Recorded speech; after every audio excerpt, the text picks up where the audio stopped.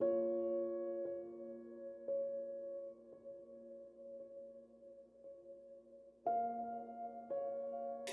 नाम है। मेरे को यहाँ पे 5 महीना 18 दिन हो गए हैं। मेरे घर वाले यहाँ पे आए नहीं हैं मेरे से मिलने, और मेरे को बहुत याद आती है मेरे को घर की। मेरे दोस्तों के भी घर वाले नहीं आते हैं, उन लोग को रोना आता है, उन लोग अपने आप को नुकसान पहुँचाते हैं। जब मैं यहाँ पे आया रहा तो मुझे ऐसा लगता रहा कि मैं भाग जाऊँ इधर से, इधर अच्छा नहीं लगता है, माँ बाप जैसे प्यार नहीं मिलता इधर।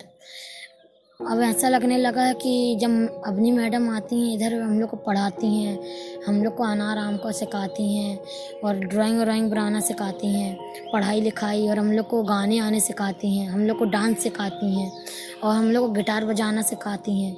ये सब सिखाती हैं, हम लोग को अच्छा लगता है। बाहर हम लोग को ऐसी ऐसी शिक्षा कोई नहीं देता यहाँ जैसे यहाँ पे मिल रही है।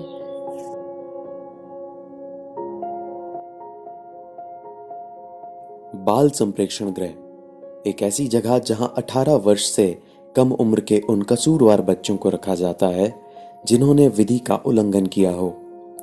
यहां उनके मानवाधिकारों का ध्यान रखते हुए उनकी देखरेख, संरक्षण, विकास एवं उपचार किया जाता है। इन बच्चों की दिनचर्या प्रातः 6 बजे से शुरू हो जाती है। सुबह योगा एवं व्यायाम करने के बाद इन बच्चों को किसी रचनात्मक कार्य से जोड़ दिया जाता है।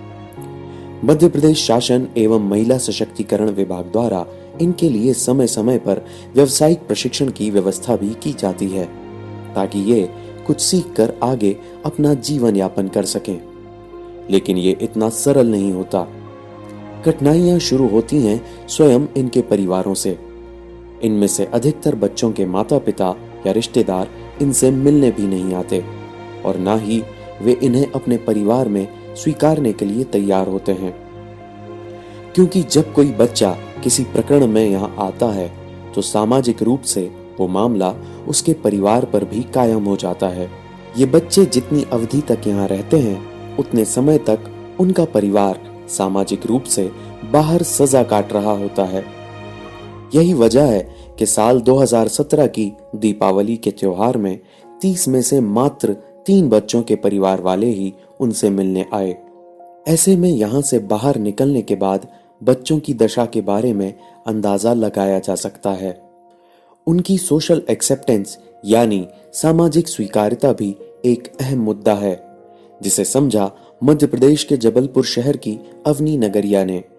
इन्होंने कानून में परास्नातक करने के पश्चात ऑक्सफोर्ड विश्वविद्यालय यूके से अंतरराष्ट्रीय मानवाधिकार कानून की पढ़ाई की है, जिसके बाद इन्होंने किसी कॉरपोरेट कंपनी में नौकरी करने की बजाय स्थानीय गैर सरकारी संस्था ट्राई फाउंडेशन से जुड़कर इन बच्चों के लिए काम करना शुरू किया। इन बच्चों के प्रति इनका नजरिया अलग है। जब हम कानून की पढ़ाई करते हैं तो हम ये जानने लगते हैं कि आपराधिक मानसिकता और अपराध में समाज की क्या भूमिका होती है।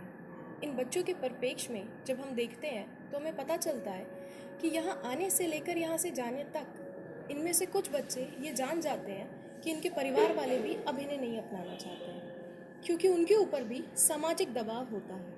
ये बच्चे जब यहाँ आते हैं तो ये अपनी खुद की जिम्मेदारी बन जाते हैं, लेकिन ये अपनी जिम्मेदारी उठाएंगे कैसे? इन्हें अपनी जिम्मेदारी उठाने के लिए इनमें आत्मविश्वास जगाना बहुत ज़रूरी है। ये पहला चरण है। दूसरा चरण ये है कि इन्हें किस प्रकार से जिम्मेदार बनाया जाए। ये एक मुश्किल चुनौती है।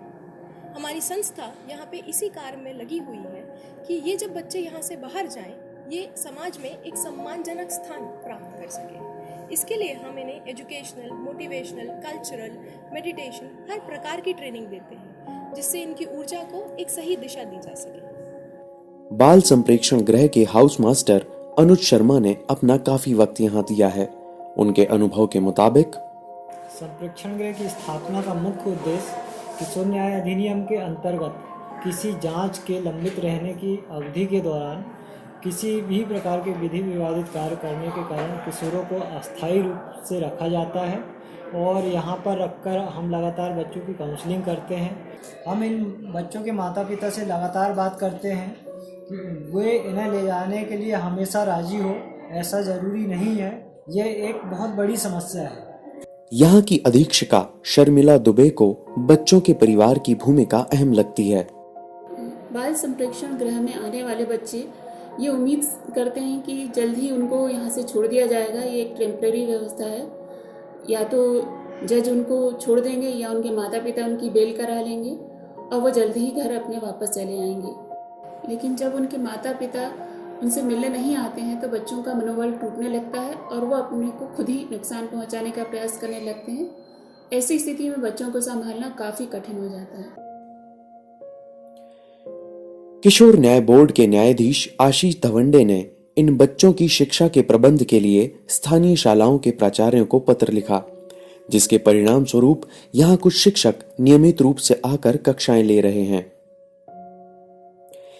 यहाँ अधिकतर बच्चे ऐसे ग्रामीण अंचलों या शहर के पिछड़े इलाकों से आए हैं जहाँ स्मार्ट मोबाइल तो पहुंच चुका है, लेकिन स्मार्ट माता पिता और शिक्षक नहीं। यही वजह है कि ये कुछ बनने का सपना नहीं देखते, सिर्फ गुजर बसर करने के बारे में सोचते हैं। यदि इनके हालात बदलने हैं तो सबसे पहले इनकी उस मानसिकता को बदलना होगा जो इनके परिवार या समाज की देन है। इनके अंदर खुद के प्रति भरोसा जगाना पड़ेगा कि ये वो सब कुछ करने में सक्षम है जो एक सामान्य बच्चा कर सकता है। तभी ये भविष्य में प्रशासनिक, कला, तकनीकी, उद्यम जैसे क्षेत्रों में स्थान पाकर अपने जैसे ही अन्य बच्चों के लिए आदर्श बनकर उन्हें सही राह पर चलने के लिए प्रेरित कर सकते हैं।